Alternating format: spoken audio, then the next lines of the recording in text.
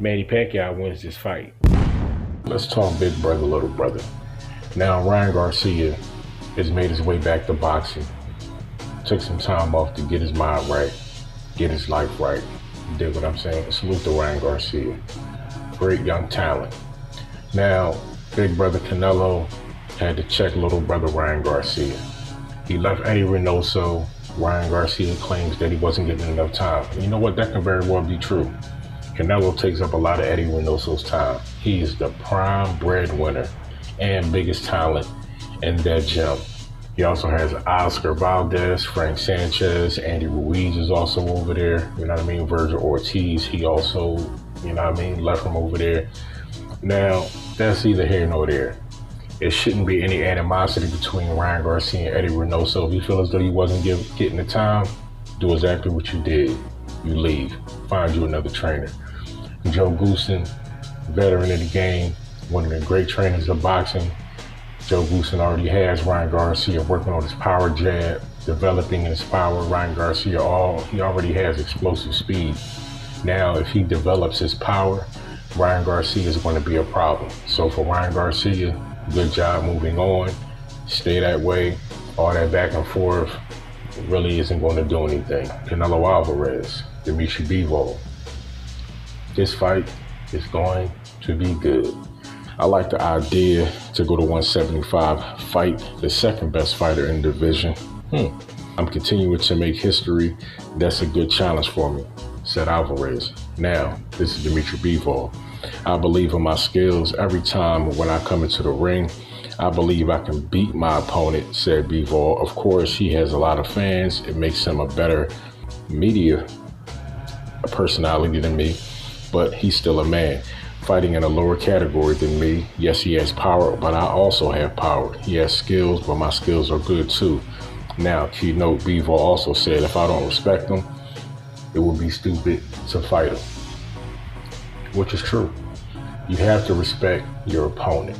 If you don't respect your opponent, look what's going to happen to you. Look at Chris Colbert, just got upset by Garcia. This is the boxing game. You know what I mean? Boxing is a science. Now, speaking of that, let's talk about hunger. Now, you have the hunger of a fighter who's trying to get that spot. Prime example, Jaron Boots Ennis. Boots, even after a fight, within days, he's back in the gym. If not the next day, he's back in the gym.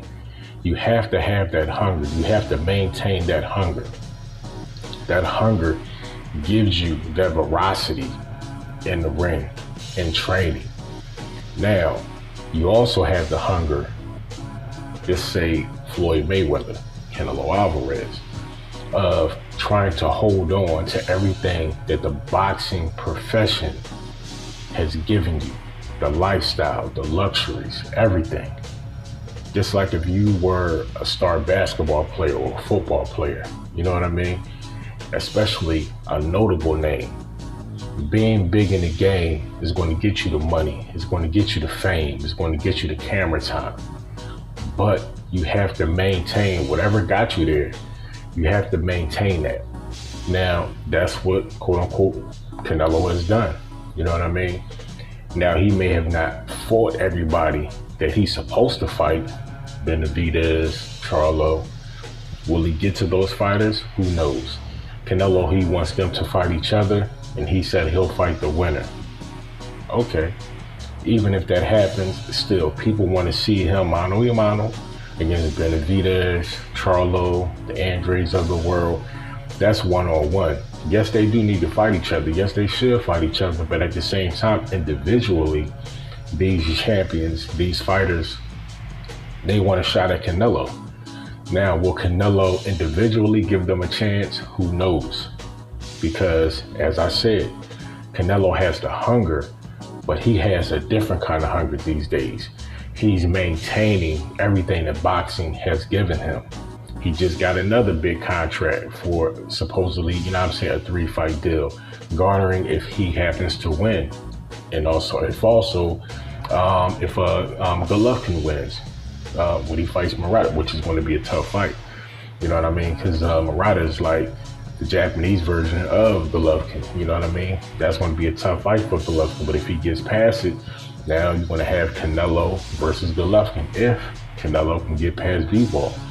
Bivol, the WBA light heavyweight champion, is a problem. Now, they say a talented big guy can beat a talented little guy all day. That may be true in some instances because Canelo, just like Manny Pacquiao, he has fought many of a bigger opponent and he has chopped and broken them down repeatedly. Look what he did to Kovalev. You know what I'm saying? Rocky Field and all of them. So Canelo, it doesn't matter if somebody is bigger than Canelo. It doesn't matter. Canelo is that skilled of a fighter that he can fight somebody bigger than him, quote unquote, with power also, and he can still go in there and knock them out. So for Dmitry Bivol to be bigger than Canelo, it really does not mean that he's going to go into that fight and beat Canelo. You've seen what Canelo did to Caleb Plant. Caleb Plant was also the bigger guy. You have to utilize your skills perfectly. If you're the bigger opponent with Canelo Alvarez, once he closes that distance, once he try to get in on the inside, you have to be skillful enough to neutralize that and make Canelo beat you from the outside.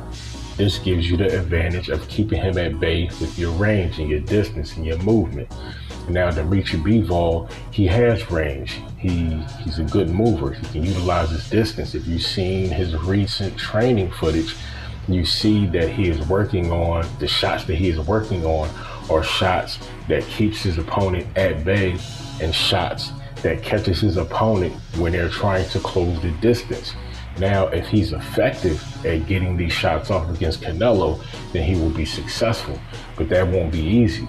Canelo has excellent upper body movement. His footwork may not be explosive as somebody like Manny Pacquiao, Sean Porter, but at the same time, his upper body movement is phenomenal.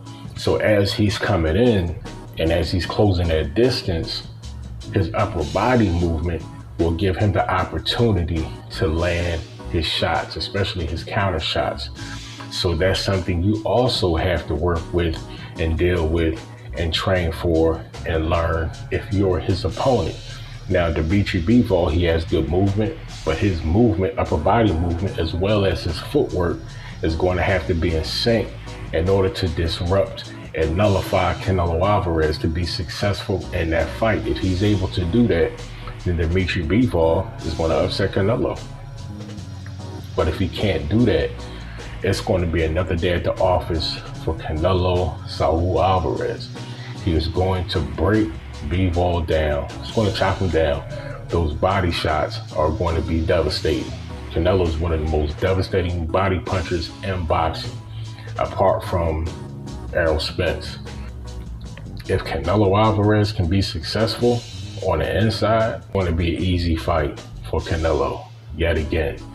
But if Dmitry Bivol can neutralize Canelo, closing the distance, and keep Canelo at bay, then he has a good chance. If this fight goes the distance, he has a chance. Because I told you guys, the A side means something. Prime example, Josh Taylor and Jake Catterall. Josh Taylor lost that fight. That's why the British Boxing Committee is going to go back and investigate the judging in that, because he lost that fight.